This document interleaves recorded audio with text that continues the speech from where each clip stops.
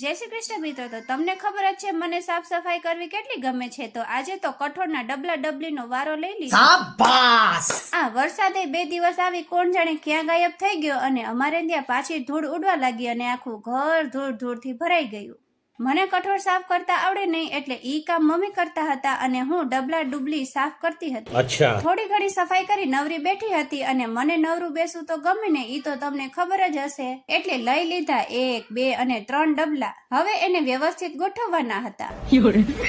એટલે મેં લઈ લીધો એક મોટો ડબ્બો અને કરી નાખ્યું એનું અનબોક્સિંગ અને ગાઈ નાખ્યું ગીત. સુખનો સૂરજ ઉગાડી દીધો મારા નાથે. હા, તો નાની નાની ખુશીઓથી જીવન સુંદર બને છે. તમારું શું કેવું છે કમેન્ટ સેક્શનમાં જણાવજો. ઠીક હે. અને એક પછી એક ઝટપટ ફટાફટ બધી રીલોને લાઈનમાં ગોઠવવા લાગી. દોરાની રીલ્સ હો, બાકી ઇન્સ્ટાગ્રામની રીલ્સ નો સમજતા પાછા. હમારે મતલબ આપકો મત સિખા. અને ફાઇનલી આપણું બોક્સ થઈ ગયું એકદમ રેડી રેડ. ત્યાં જ આવી ગયા મારા મોબાઈલના ચાહકો. ઓ સોરી મારા ચાહકો. તો આવા જ વિડીયો જોવા માટે લાઈક શેર સબસ્ક્રાઇબ કરી નાખજો અને ઇન્સ્ટાગ્રામ કે ફેસબુક ઉપર જોતા હોય તો ફોલો કરી નાખજો. બાય બાય, આવજો.